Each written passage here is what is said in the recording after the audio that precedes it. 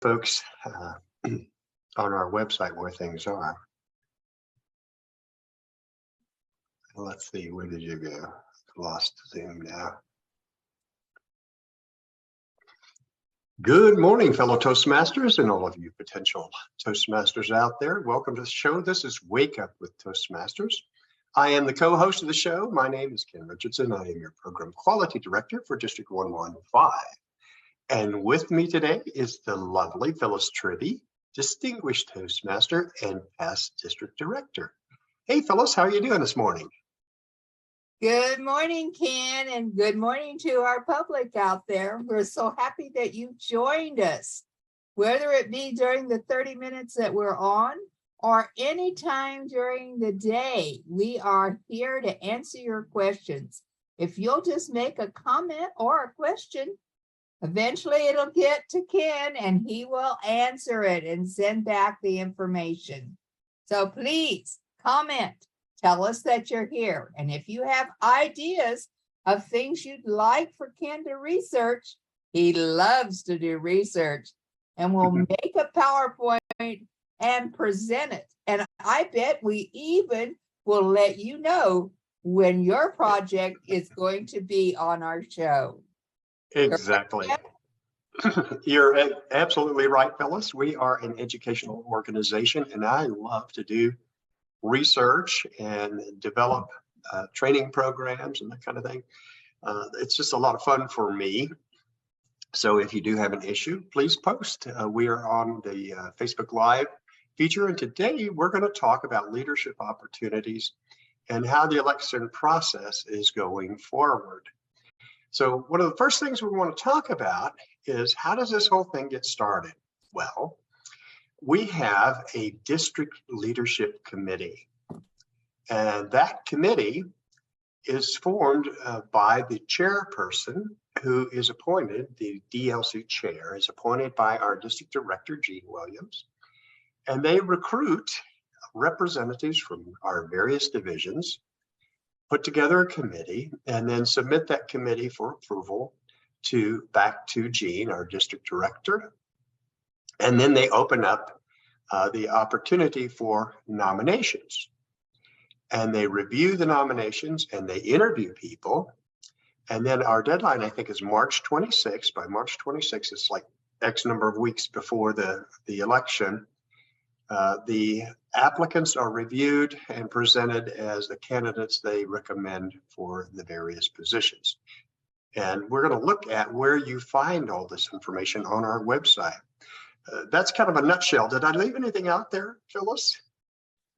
Well, I think that's it, is they interview the people that are going to be elected, which is the top three, and the division directors, which are all elected. But the other offices, all the area directors, are appointed. But if they have the time, they will interview those. And people, it's great to have that interview. Don't fear it, because what's going to happen is the questions that are going to be asked are going to help you learn about the position that you are looking at. And so it's kind of an informative thing for the person that wants to be an area director, is going to get some information to how to be that area director. Yes, and serving as a district officer not only fulfills some of the requirements in pathways, but it helps the individual member learn about leadership and bring them another step closer to obtaining their distinguished Toastmaster. What kind of experience have you had? I know you've been in this position before, haven't you, Phyllis? I have been on the team, and I have been the chairman of the team. Exactly, and I was wondering, how do you see post-pandemic recruitment compared to the sort of the pre-pandemic world? Well, pre-pandemic, we were in District 33, and there are millions of people over there. Not really. But, I used to say, I got my phone changed one time, and he gave me 50 of my contacts. And I said, hey, I got 3,300 people over here that can contact me. where are my contacts? So, we're talking 3,300 people in District 33, and you're looking for, the division directors and the top 3. Here we've got a smaller group. So I'm not real sure that there's a great comparison here. When the field is larger, it gets talked about more, and people that have done the position talk to people that they think would be good at it.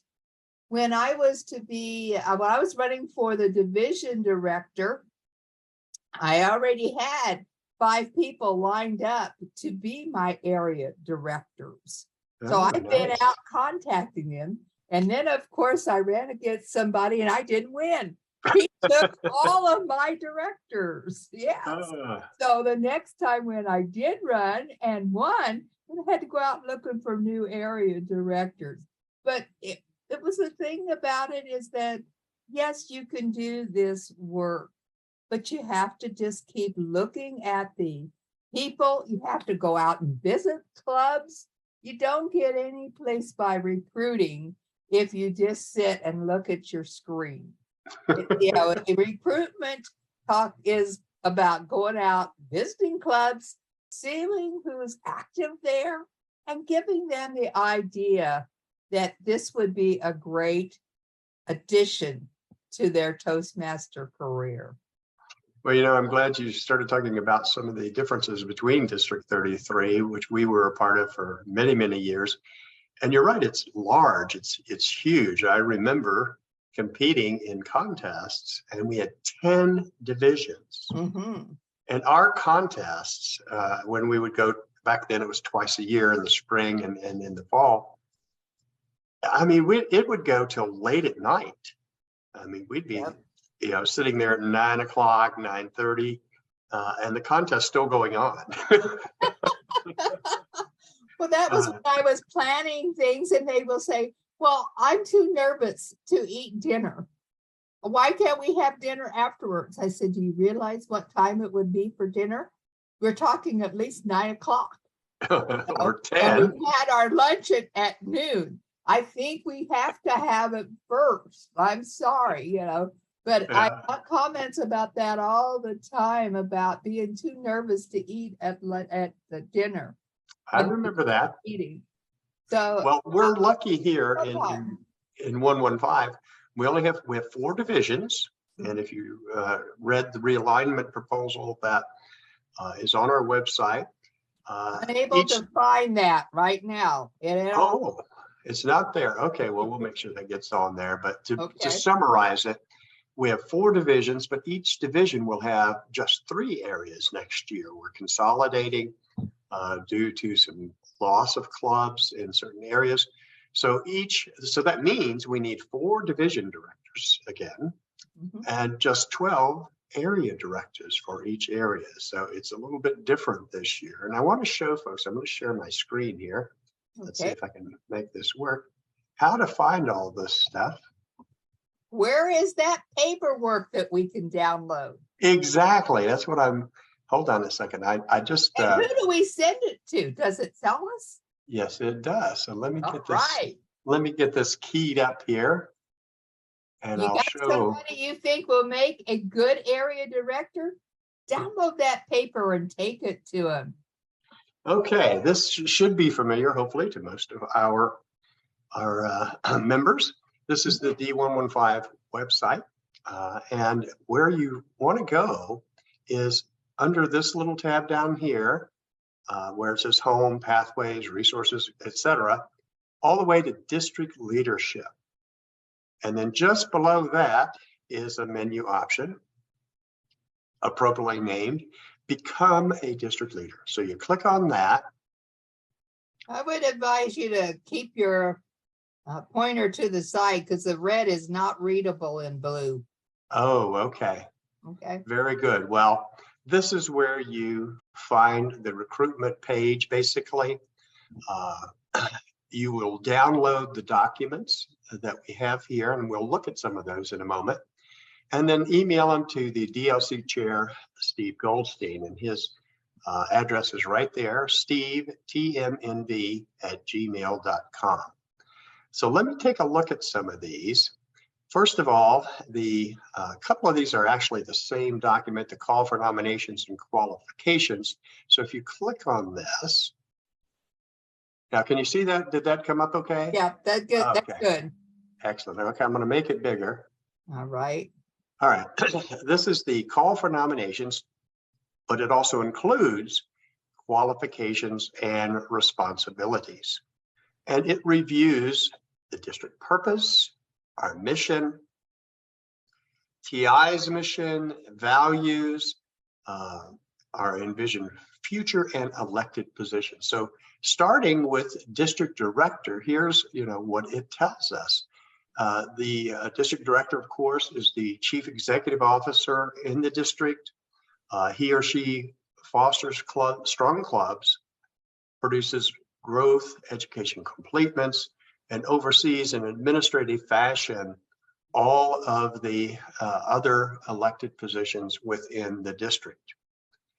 In order to qualify for that position, you must have at least 6 consecutive months as a club president and at least 12 consecutive months as either a program quality director, club growth director, or division director, or some sort of combination there. So there are some qualifications that you must have and meet, but a lot of people surprisingly think, oh, you have to be a DTM or you have to have been, held every club office in order to be a district director. And that's not true. You have to have been a club president for at least 6 months and 12 months in another district role like division director, club growth, or what have you. Those are the qualifications. Now, it just happens that most of the people who are interested in moving that position go up through the trio. And that starts, I'm going to scroll up here a little bit, with the club growth director. And if you think about it under the old terminology, the club growth director was Lieutenant Governor Marketing, right? That's it. And what was the role of the Lieutenant Governor Marketing? Marketing. You're selling Toastmasters. You're presenting information to corporations and leading the program in startup clubs so that the district grows. That's their main thing. It's growing the district. Yep. Exactly. And so the club growth director, and this was a role that I was in a couple of years ago, and I felt somewhat inadequate because I don't see myself as a very good salesperson. But we did get several clubs started. And the other part of this role that we don't often talk about as much, but we should, is to help build strong clubs, existing clubs, those clubs that may be struggling. We need to come up with creative ways to help those clubs strengthen their position. For example, we have a club I'm not going to mention by name, but for years, the last 2 years at least, they have struggled with a membership of less than 8. They were at 7 for quite some time. And just recently, they're up to 9. So 8 is the minimum. So the club growth director, their role is not just to build new clubs, identify and nurture new clubs, but also to help existing clubs. And if you look at the qualifications, you may be surprised. Again, 6 months as a club president and at least 12 months in a program quality, club growth, division, or area director, or some sort of combination of those various roles. So each role qualifications really depends on getting involved at the club level as an officer, and then at the district level as either area or division director. And then from club growth director, program quality director, which is my role now.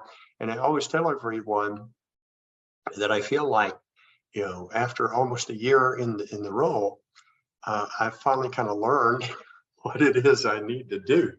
But my role, it used to be called Vice President of Education, right, Phyllis? Lieutenant Governor. Lieutenant Governor, that's right. I'm sorry, I'm thinking of the club officer. Of It's okay. Lieutenant I Governor. can just sit here and listen to you. And when you hit something you're not supposed to, I'm thinking, okay. Well, I appreciate that. The older nomenclature had the term district governor, lieutenant governor education, lieutenant governor marketing. The newer terminology, and I guess it's not even so new anymore, it's been around for quite a few years, are district director, program quality director, club growth director, and then of course, division director and area director. So it replaced the governor nomenclature with director, and then changed around some of these. Some of the others, the appointed positions, for example, like the sergeant at arms is now the logistics manager, and the district secretary is the administration manager. And that was a role that I had for 3 years that I really learned a lot about district leadership. That started when Guy Dawson was the district director in District 33, our last year as part of District 33. And I was his administration manager. And when we became District 115, I was Steve Goldstein's administration manager. And then the following year with Kristen Harrell, I was hers.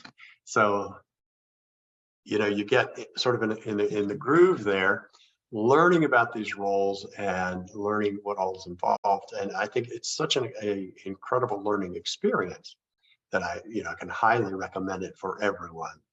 So let's go down. We talked about these are maybe one day we can look at all these appointed roles, and maybe somebody would like to volunteer or at least have their name mentioned for one of these appointed roles. excellent. Yeah, we can do that. Governor puts out. Yeah, if we can, director. Yeah. if we get through this, if we have time, we can start talking about that a little bit today. But I wanted to go down and say that as long as you meet these qualifications, you can run for election to any of these positions. Just because I'm the program quality director, it's not automatic that I will be the district director next year. I'm going to run for that position just like anyone else. And I hope to get elected, but there's no guarantee that I will. Someone else may run against me and get most votes. This is something of a democracy, right?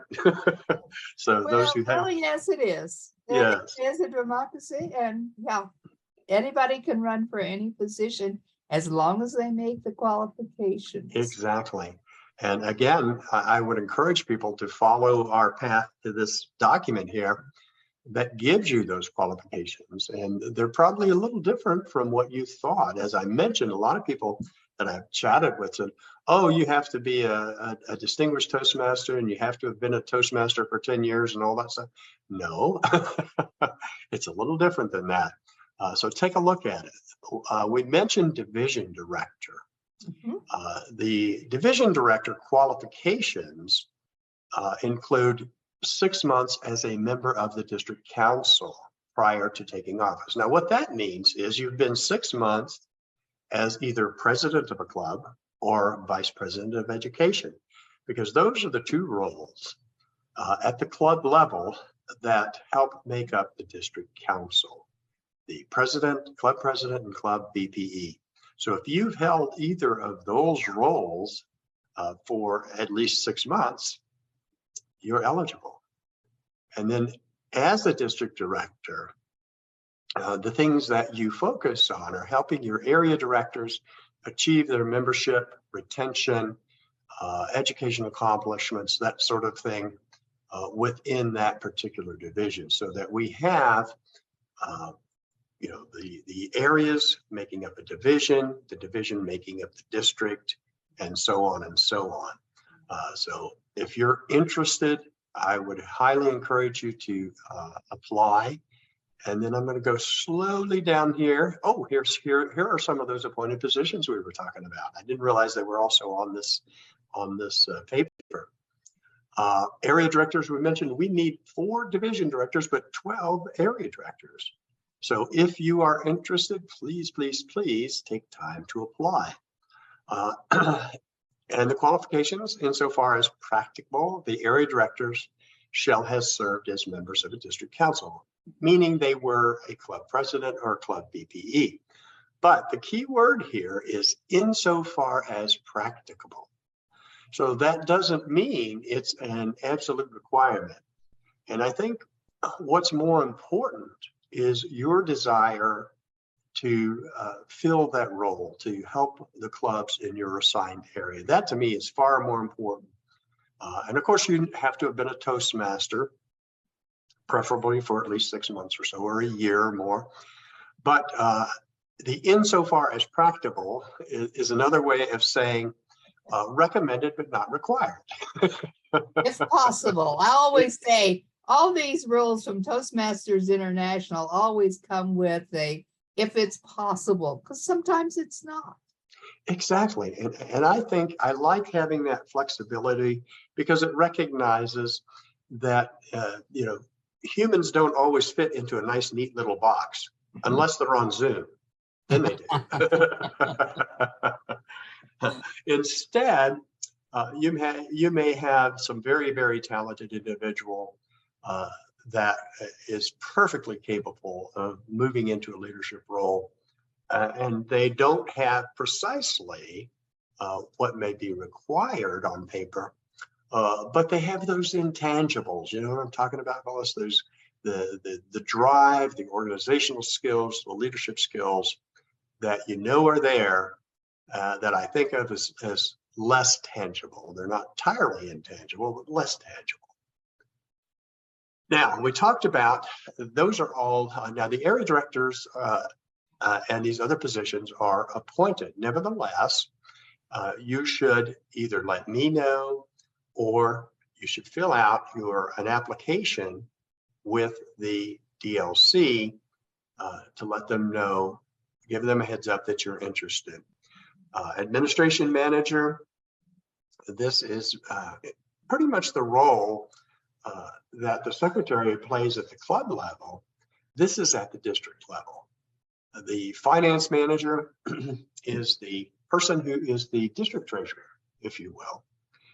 And if you have someone who has some accounting experience and bookkeeping practices and understands budgets, then you don't necessarily have to be a CPA. We are fortunate.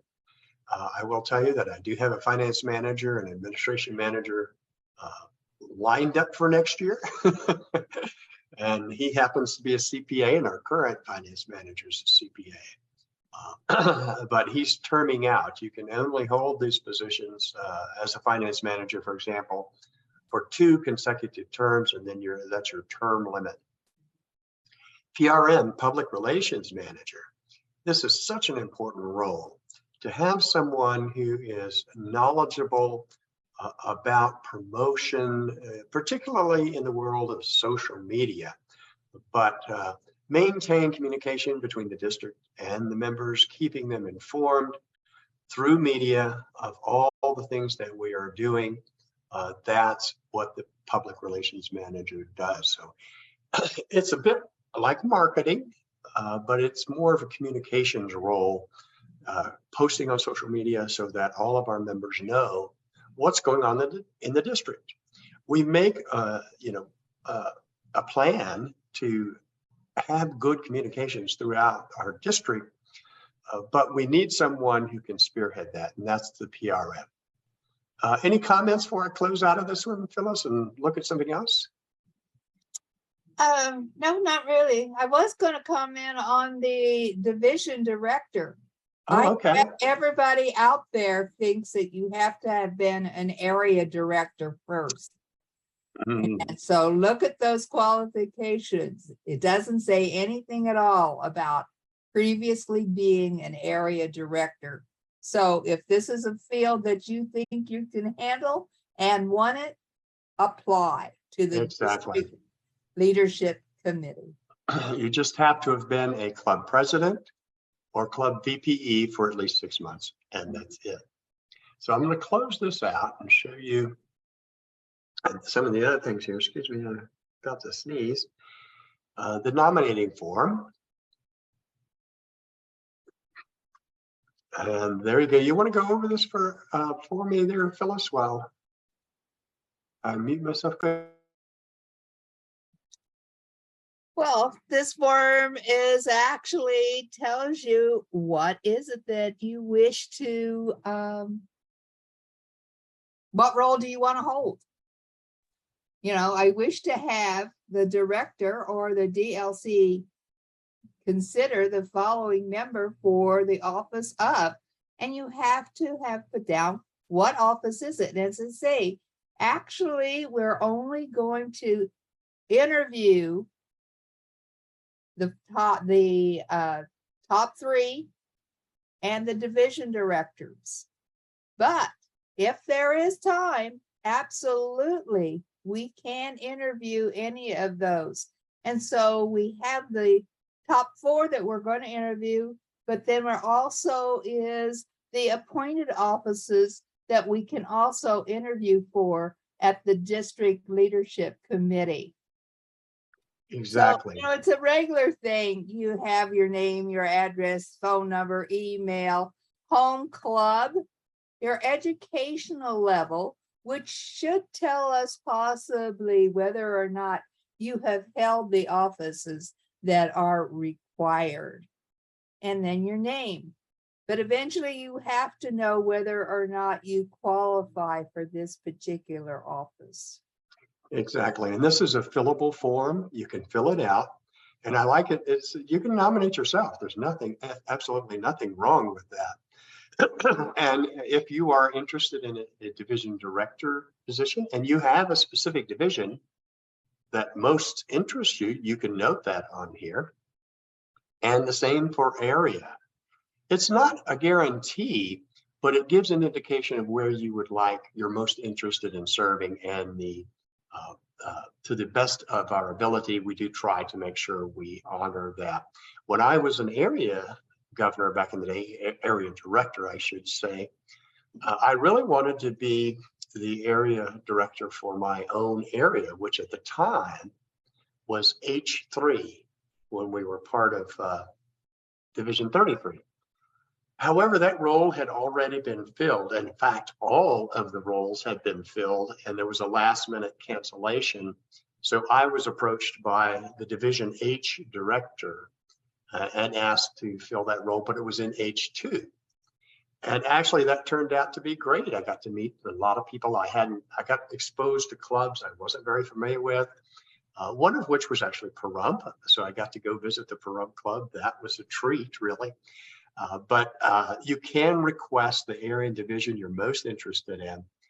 Once you fill this out, you can download it, save it with your changes, and then send it off to our DLC. Then the last thing I want to just review quickly, I know we're running a little bit out of time here, is the district leader agreement. This simply is a reiteration of your commitment to Toastmasters, that you take responsibility, that you understand what are our core values, and that you're going to comply. And then this is signed and submitted along with your application.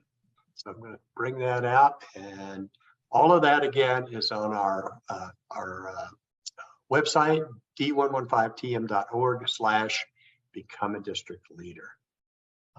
Anything you want to add to that, Phyllis? Well, I would say, please, please, please do not just sign paperwork. This is supposed to be a contract of the things that you will do, what they feel that is needed to fulfill that particular position in the district. Please read it before you sign it. Be sure that you're going to be available to handle the job.